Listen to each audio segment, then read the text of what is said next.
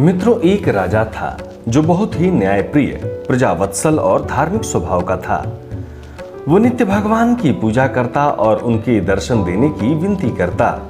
एक दिन भगवान ने प्रसन्न होकर राजा को दर्शन दिए और राजा के श्रद्धा भाव से प्रसन्न होकर कोई वर मांगने को कहा। प्रजा को चाहने वाला राजा बोला, भगवान आपका दिया हुआ सब कुछ है, आपकी कृपा से राज्य में सब प्रकार की सुख शांति है। फिर भी मेरी एक ही इच्छा है कि जैसे आपने मुझे दर्शन देकर धन्य किया, ऐसे ही मेरी सारी प्रजा को भी दर्शन देकर उसे धन्य करें। भगवान बोले, राजन ये तो संभव नहीं है। लेकिन प्रजा को चाहने वाला राजा भगवान से जिद पर अड़ गया। आखिर भगवान को राजा की बात माननी पड़ी। उन्होंने कहा, कल अपनी सारी प्रजा को उस पहाड़ी के पास ले आना और मैं पहाड़ी के ऊपर से सभी को दर्शन दूंगा। ये सुनकर राजा अत्यंत प्रसन्न हुआ और भगवान को धन्यवाद दिया। राजा ने सारे नगर में ढिढोरा पिटवाकर अगले दिन पहाड़ी पर भगवान के दर्शन देने का संदेश दिया। दूसरे दिन राजा अपनी समस्त प्रजा और स्वजनों को साथ लेकर पहाड़ी की ओर चलने लगा। चलते चलते रास्ते में एक स्थान पर तांबे के सिक्कों का पहाड़ दिखा। प्रजा में से कुछ एक लोग उस ओर भागने लगे। राजा ने सबको सतर्क किया कि कोई उस ओर ध्यान न दे, क्योंकि तुम सब भगवान से मिलने जा रहे हो। इन तांबे के सिक्के के पीछे अपने भाग्य को लात मत मारो।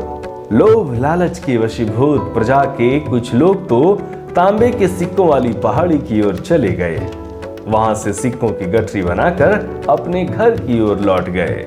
राजा निराश मन से आगे बढ़ा। कुछ दूर चलने पर चांदी के सिक्कों का चमचमाता पहाड़ दिखाई दिया, जिसे देखकर कई लोग सिक्कों के पहाड़ की ओर भागे और उन्हें समेटने के लिए लड़ने झगड़ने लगे। इस प्रकार कुछ दूर और चलने पर सोने के सिक्के का पहाड़ नजर आया।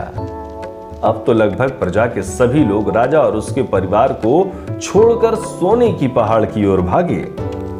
अब केवल राजा और रानी ही शेष रह गए थे। राजा रानी से कहने लगे, देखो कितने लोभी हैं ये लोग, भगवान से मिलने का महत्व ही नहीं जानते। भगवान के सामने सारी दुनिया की दौलत क्या चीज है।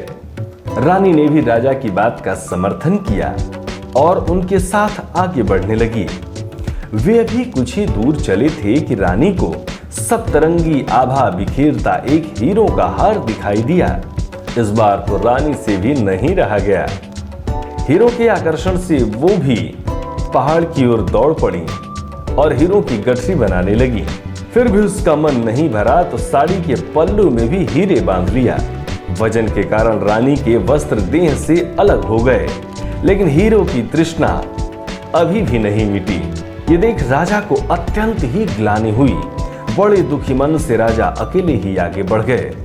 आखिरकार राजा अपने गंतव्य पर पहुंचे, जहां सचमुच भगवान खड़े उनका इंतजार कर रहे थे। राजा को देखते ही भगवान मुस्कुराए और राजा से पूछा, कहां है तुम्हारी प्रजा और तुम्हारे प्रियजन?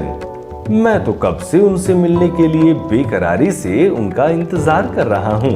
इस पर राजा ने शर्म और आत्मग्लानि से अपना सर झुका दिया। भगवान ने राजा को समझाया, राजन, जो लोग अपने जीवन में भौतिक सांसारिक वस्तुओं की प्राप्ति को मुझसे अधिक मानते हैं, उन्हें कभी भी मेरी प्राप्ति नहीं होती और वो मेरे स्नेह तथा कृपा से भी वंचित रह जाते हैं। मित्रों, जो जीव अपनी मन, बुद्धि और आत्मा से भगवान की शरण में जाते हैं और सर्वलौकिक संबंधों को छोड़कर प्रभु को ही अपना मानते हैं, वो ही भगवान के प्रिय बनते हैं। हरिओम शरणम। सब्सक्राइब करें टोटल भक्ति को। अब हमारे वीडियोस को सबसे पहले देखने के लिए बेल आइकन को दबाना ना भूलें।